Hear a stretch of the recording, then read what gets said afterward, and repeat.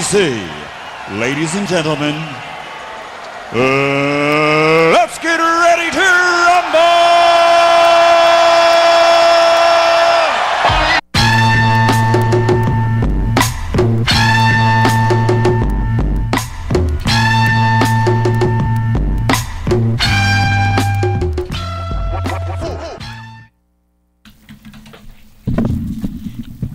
Good afternoon, WICR. Welcome back to the Monday special, as always, here on Roommate Rivalry.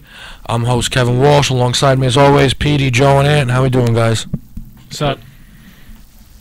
I have no idea what any of you said. Sup? Good.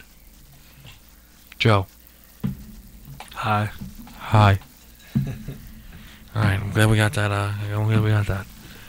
We're gonna start today's show off by giving a little hometown shout out to the Iona men's basketball team. They just won 2 out of conference games, and 2 huge wins for the team. They won against an ACC, I'm not going to say a powerhouse, but a well-known team in Wake Forest by a score of 85-81, and they beat a North Texas team pretty handily at their own place, 78-58. And things are definitely looking up for the Gales. I would say right now, unarguably, that AJ English is performing like our best player, looking like he could actually, perhaps be that MAC Player of the Year. He just scored 37 against North Texas. His game offensively has been clicking on all cylinders, and I think that's something that a lot of us expected. But outside of AJ, and maybe even outside of Lowry, DL3 as he I think prefers to be called, I think those are kind of the expected contributors. I want to ask you guys, who would you feel is going to be the X factor for the Gales to really make a run and kind of play this level of basketball throughout? Mine is Isaiah Williams. He is. I think he had 21 points the other day. Last game, I feel like his athleticism and his ability to play defense and rebound, he plays well, the defense plays well, and they rebound. So, something that Iona, I guess, has been lacking over the years, is rebounding, and I think he's a perfect fit. He plays well, we play well. That's the way it goes. I always liked how Isaiah just adds such a level of intensity.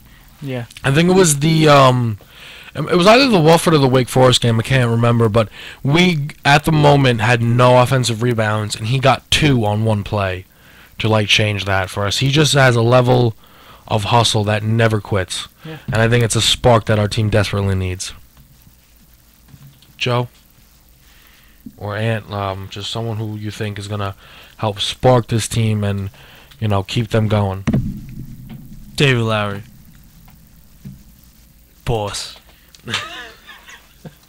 Boss. If he continues to do good down low, and not really. He could hit the occasional 3 now, but you don't really want him doing that. He did work. I give him credit. He worked a lot on that. I wish, he's currently shooting 58% from the line. I wish he kind of would have got that down because he's really going to spend a lot of time there. Yeah, but I think he is really good down low. He can draw the foul and still make buckets, and he needs to keep getting rebounds for us because I think we kind of struggle a little bit with getting rebounds. So yeah. David Lowry. If AJ keeps doing his thing and David Lowry's doing his thing down low, that means got threat inside and outside, and that's it. And what about you? It's kind of tough. I want to say the position of point guard with Ibn and Said basically. Because we need them to distribute, make their shots and everything. Because we're the team that we never have the center or the point guard that we would love. So I think we need them to be consistent with passing and making their shots at the same time. Yeah, I absolutely agree. Because I think they're both huge to help control our pace and keep the tempo where we want to be. It's weird because they're different, but they can provide you really to what you need. To me, Said is, even though a freshman, fearless. He's a scorer. He'll get you a bucket when you need. And Ibn is someone who can push it, get it out in transition, but he can also slow it down and get the Gales gathered and allow them to really focus where they need to be. Yeah, we can't have Lowry being our point guard. No, yeah, we actually did way too much of that last season. I mean, he's a great passer, but he's too big for a point guard. It just also, I mean, you have to think about it. Would you rather Lowry catching the ball down low on the block, or do you want him dribbling at the 3-point line? And obviously, our team is much better suited with him at the down low on the block. I also want to add to the fact that I think that Calvin Ameo's health is huge. He's just a freak of a kid, and when it comes to that size that he brings, we don't normally have that at Iona. But he's extremely athletic, extremely physical. He can match up very well defensively with a lot of people, as well as get to the basket, get fouled, and create havoc for other teams' defenses, while fitting smoothly into the offense. And I really like what we've seen from Kelvin. At the beginning of the year wasn't a starter, but now he's got himself getting almost 25 minutes a game. So he's playing big time minutes for the Gals, and I think it's been a big piece. Now, moving on over to the professional side of basketball, there has been a collapse that it feels familiar as a Heat fan. I've watched this man struggle in a new setting before. He, of course, I'm talking about LeBron James and the Cleveland Cavaliers. The team is far from what expected. They're playing pretty terrible, especially considering what as they should be. I mean, they're 5-7. That's 2 games below 500, and there really don't seem to be positives, to be honest, for this team. What do you guys right now see as maybe the where would you point the finger? Who is the person who really needs to say, I need to fix this? The coach. Because David Blatt has never, ever been anything in basketball, associated with basketball in the United States. He's always overseas and stuff like that. So overseas basketball and United States basketball is obviously very different. So that's why I think he's still not catching on that United States basketball is way better than any overseas basketball. So I still think that it starts with the coach and goes down. So once he decides to catch on kind of thing, I think the whole team's gonna catch on, and I think they'll be fine after that.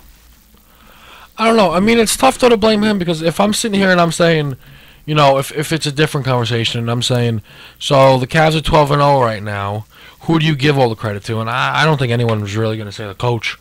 I mean, I think that's kind of the case with really wherever LeBron goes. It doesn't. And the NBA has nothing to do with the coach, really, unless you're Greg Popovich. Honestly, I think the coach in the NBA is not as important as it is in other sports. It really. No, I think it is. No, it's not. I don't think it's as important, maybe as in other sports, but I think it can be a big factor. I think if, like you said, if you get a guy like Popovich, if you get the right guy, it can make all the difference in the world. And I'm not going to say that he's the wrong guy, but the problem is there's been clips, and you could see it. LeBron overtalks him in the huddles. LeBron will control the huddle. When he did great with Mike Woodson. We know Mike Woodson's terrible. Yeah, that's what I'm saying. I don't think the coach is. He's what? Wasn't he? It was a candidate for Coach of the Year one year. To me, I'm sorry, that Coach of the Year award is really not at all based on coaching. It's strictly based on the team's record and. Yeah, but no, not Mike Woodson. What's his name? Mike Brown. Mike Brown. Sorry. He's terrible. Mike Woodson's not good either, but Mike Brown was even worse. Because realistically, Mike Brown was fired after 5 games with the Lakers. Yeah, I mean that's that. Team. We didn't look at his team. Well, but that's the point. That's the point. He did great with the Cavs, so he's not a good coach. I'm telling you, the coach does not matter. I think I'll take Mike Brown on my team. Good luck. You would want Mike Brown as your coach, honestly? Yeah. Why? What does he bring to the table? Well, who else would I pick? Well, who are the options here? Derek Fisher or Mike Brown? Mike Brown. Jason Kidd or Mike Brown? Mike Brown. Lionel Hollins or Mike Brown? Lionel Hollins. Lionel Hollins, of course. I mean, I'm not here to bash Mike Brown. I mean, he's an NBA coach, but I think to what Ann is saying here is he's not the game changer. He's not the guy who deserves the credit or deserves to be bashed, because I don't know, maybe a glorified babysitter. I think the person that's gonna be bashed or glorified here is LeBron James. I feel like no matter what happens in Cleveland, it's just gonna be all on LeBron James. Like if they do great, people are gonna be like, all right, LeBron James going there was a good thing, whatever.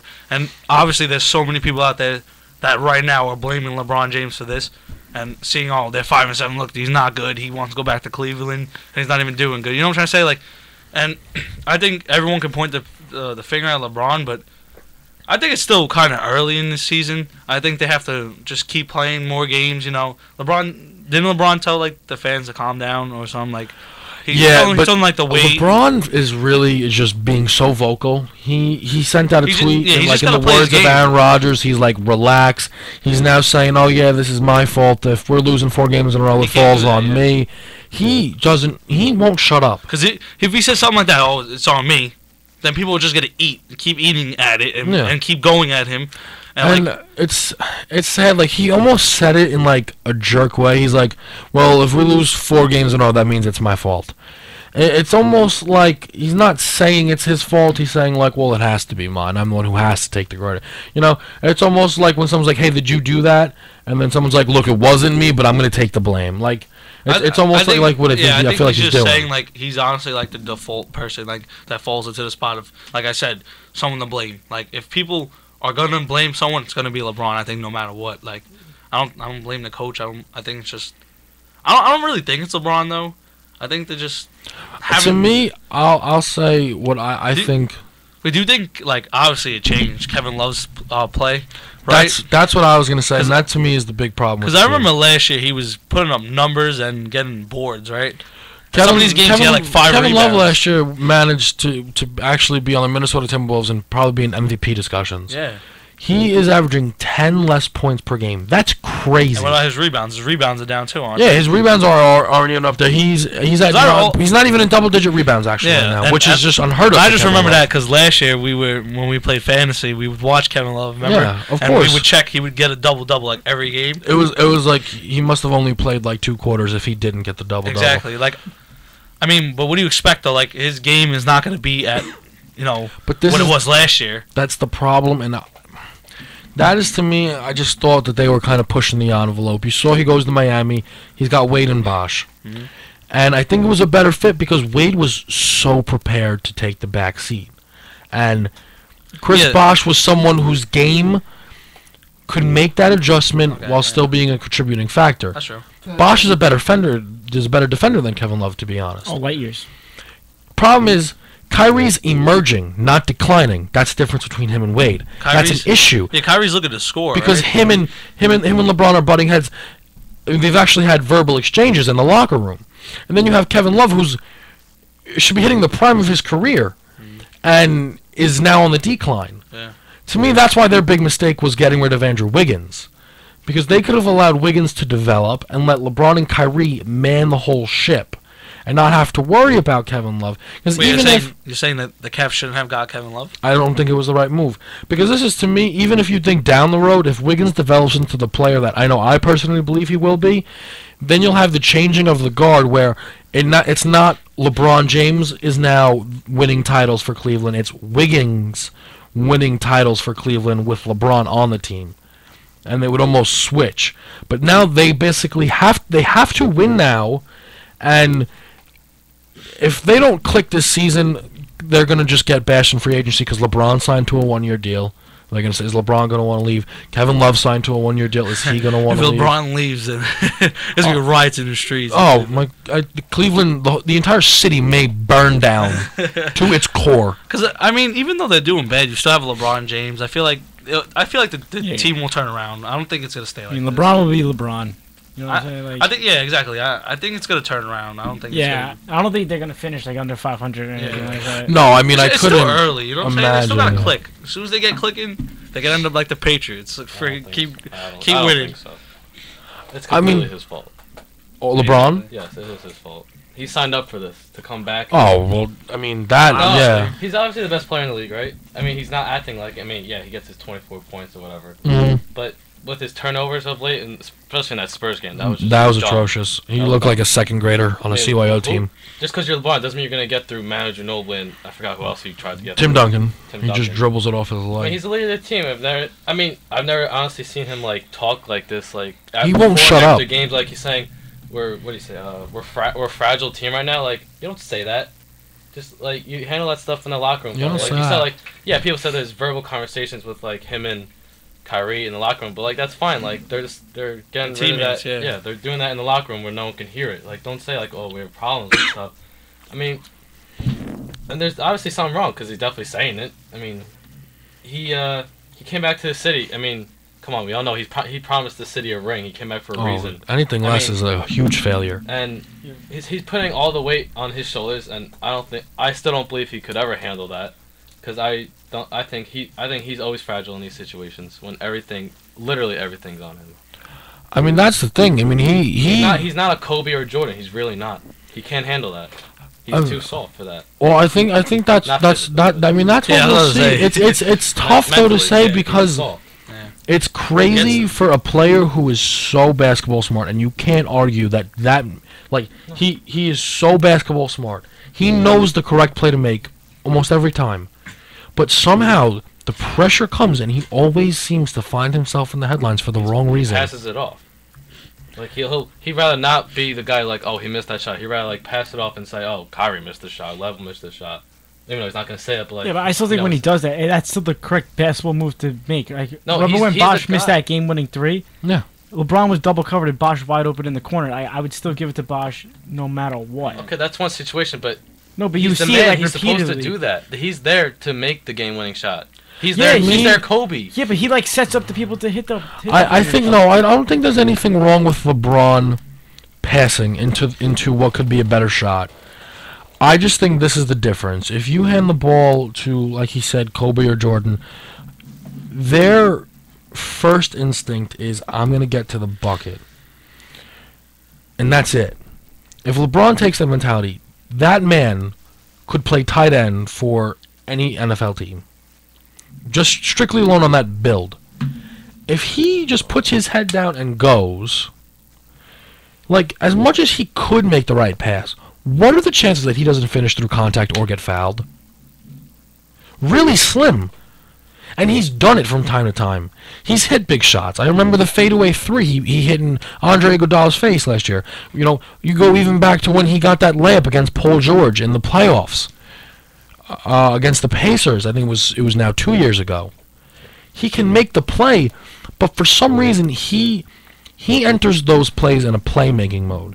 His mind is, I'm going to make the perfect play, not I'm going to win the game. And I think that's the difference.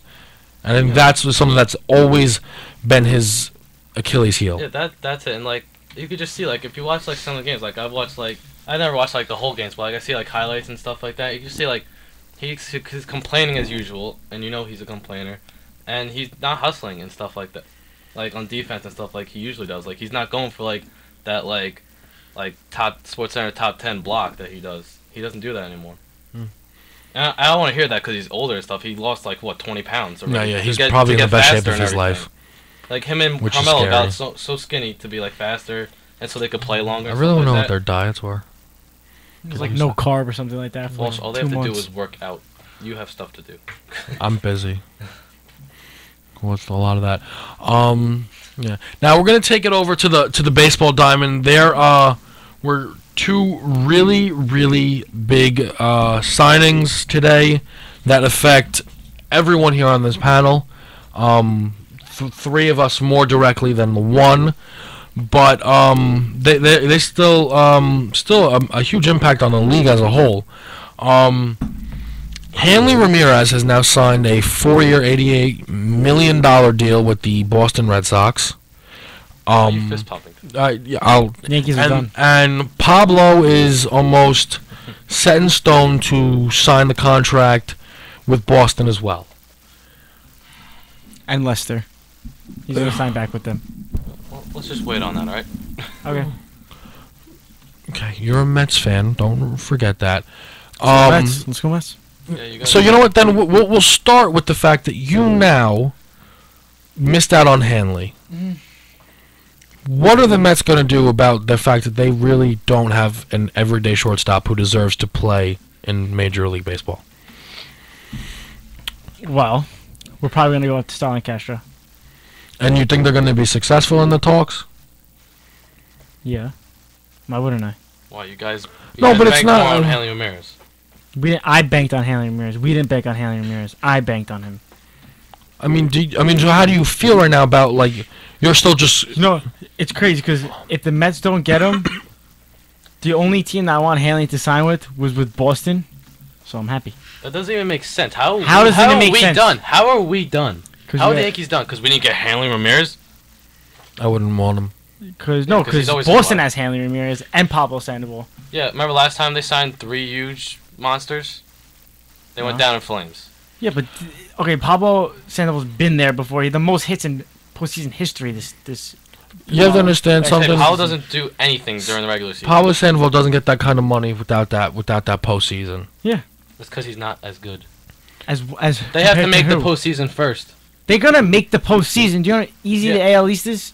Yeah, if it was so easy, why didn't they make it? They Look won. at their They won the team. championship the year before. They come back and I do can't even terrible. name. I can't even name their outfield. They had mostly the same team besides Lester. Oh, where's Jacoby? He's not on the team. He was great for Boston. Dustin Pedroia didn't have the year like he always has. Who is their third baseman? I don't even know. They got rid of Lackey and John Lester, who rode them to the World Series. They made a lot of changes, but I mean, if you look at the years that Pablo and Hanley had respectively, I'm not ready to say that Boston's made the signings of the year. And obviously, people would probably argue to say that, that's biased from a Yankees point of view. But if you really look at it, Hanley had a down year, Yeah, battled with injuries the whole time, and realistically, Hanley Ramirez is a DH in 3 years. He can't play the field. He's not a good shortstop, and everyone knows in Boston there's only one DH until he's gone. Mm-hmm. And you don't pay that type of money for Hanley Ramirez to come in and be your new DH. He's not a DH. I don't think he's gonna. I think he's gonna play the field. Yeah, but he's bad at it. That's the But problem. it's better than what they have. He's no, maybe offensively, but he's Defensively too. He's He's bad. terrible in He's defense. bad. He's probably better than sluggish. JD Drew. I don't even know who the shortstop was. I bet you JD Drew will actually go out there and give his all. He's a sluggish player. I don't agree with that. He's obviously. Do you see the way he wears his jersey and stuff? Obviously, he's sluggish. He's a lazy player. It's the reputation he's built for himself. Well, I think the Yankees didn't go after him and Pablo. Think because they didn't like him. And I mean, Pablo had an outstanding James postseason. Bond You could've can't dropped take stacks anything on away him. from him. Yeah. You can't I'm not take taking anything away from No, I'm not I'm saying taking anything I'm away saying from that Pablo. we can't. You can't take anything away from Pablo. No one can. But if he didn't have, say they ended up losing that first game to the Pirates, that man's getting none of this money, and he just signs to a regular contract back in San Fran. Yeah. True. But He is an average Yeah, I don't major think league he's hitter. special. 279 average, 16 homers, and under 80 RBI. That's nothing to write home Ramirez? about. Ramirez? Pablo. Pablo. That's not special. Is it? Well, let me check the No, stats. Hanley had I can tell you that. 13 home runs and 71 RBIs. Terrible. He was hurt. He played 128 games still. He was hurt. He played 162 games in the season. Okay, so you guys. All right, Okay, but so he's hurt. 128 games, that's a lot. That's more So than, normal. yeah. He's supposed to be That's like one of the best 3/4 of the- shortstops in the league, and that's what you do with. He is one of the best shortstops That's in the what you league. do with 128 games. He is one of the best shortstops in the league. Well, he's not showing it. Look at it. Look at his career. Look what 2 years ago. Look at it. What That's the last year. problem. 492, and then He's it gonna was on the have. decline. It's Hanley Ramirez. He's gonna have a good year. That's not. I'm telling guaranteed. you, he's gonna be a great fit for Is he Boston. gonna hit 300 This I year? would bet a lot of money he won't hit 300. I probably would. If it's not 300, it's 390 or up, 290 or up. He better hope so, because that's all he's good for. What do you mean? His glove is subpar at best. And But it's better than what they have. So anything better but- than what they have is an Yeah, upgrade. but okay, so why would they spend so much money on Like, Because you it's don't have Hanley to- Ramirez. He's But the worth point- that kind okay, of money. The thing is, He saying only batted 300 half of his career. How many years have you been in the league? You're saying whatever. So, You're so saying- five out of the 4 Yeah, but years. he's on a decline. He's always hurt and stuff. He's like basically like Tulowitzki. This kid, he gets hurt, except he's not. Except Tulowitzki's better. by a lot. I don't agree. I agree with that. Yeah, I mean, this is the thing is now the Yankees are definitely in a position here where the Red Sox are regardless if you find the moves good or not, they're making moves. We got A-Rod. So okay, They already said he's not even gonna play third. they're not even gonna let the guy play third. I mean, Ann or Joe, what do you want to see from the Yankees? I want Scherzer on our team. That to me, I think, is the move that the Yankees need to make. For some reason, they keep insisting that they're not doing it, that they're not in the talks, that it's not a possibility. But I just don't believe it. I don't buy it. There's really because it's just been swirling the rumors that it's been more talked about that the Yankees aren't going to sign Scherzer than any team's interest in him. And I don't want Robertson back. Why? I don't think he deserves all that money that we don't need to give him. Yeah, you guys just signed him, didn't you? No, we didn't. David Robertson? declined He it. declined. What's it called? He declined, yeah. What was it, a year, right? I forgot what that contract is called. I mean, to me, there's really no reason to just let Betances close it out I'm and saying begin. we don't need him anymore. But Betances, Betances is better than him already. To me, Betances is definitely the answer as far as that goes. But, like, who are people that the Yankees could get? Like, who's out there on the... That's the thing. I mean, needs, like we need a third there's- baseman. We're there's- running a shortstop. But I'm saying who's out there that we could pick up. there's Like, I I mean, know there's that's what we need, but I'm saying, like, who's like available that the Yankees There's could like get. Scherzer, Lester, and this I mean, this but- offseason is not that good in baseball. But there's even guys that people aren't talking about. I mean, obviously there's James Shields, but he's just going to go to a bad team who's going to give him a lot of money. Yeah, right. But you have a guy like Samardzija available, and you look at a guy like Jeff Samardzija. What he did in Chicago, he was an absolute stud. He went to Oakland. He had a little bit of struggles, but I mean, how could you pass up on Samardzija if that's someone that you could pursue and see yourselves? Yeah, I don't think this free I mean, agent class it's no, is it's that yeah, great. it's okay, it's I not mean, the like, best. It's not that good. There's a few good guys though. There's like 2, 3. Who the 2, 3? The best infielder is what I never heard of any of these guys. The best infielder. Now, to me though, this is the final question that I wanted to ask before we head into the break. Yeah, this isn't good. Do you feel that Boston is now the favorite to come atop the AL East? Have they passed up on Baltimore? No. I think Baltimore fully healthy is the best team right now. I think the Blue Jays will obviously start hot, then crash and burn like they usually do. And the Yankees, I don't know. We have to be healthy. I mean, if we were completely healthy last year, we were definitely World Series contenders. I don't think you really can even make a judgment on the Yankees until you have seen their final moves. Because I mean, the Yankees aren't going to not make a move. Yeah. Yeah, we always do. But I still don't think this is enough for Boston to be the best team in the AL East. Oh yeah, I think so. You think it is? Yeah. Wait, are you saying yeah or not? I don't think it is. Well, don't they? It just depends on it. If they get Lester, Yeah, no, that's huge. then there's undoubtedly I think they're the best team in the division. But right now, I still think that they can still make a case for first place in the division. Especially they still have that bad boy Yoenis Cespedes. Yeah, they're going to need a lot from Cespedes too, and then you Pedroia to get back to And they got MVP form. Ortiz, who's still gonna be. Of course, he's gonna hit his home 35 runs. home runs or whatever, 30 home runs.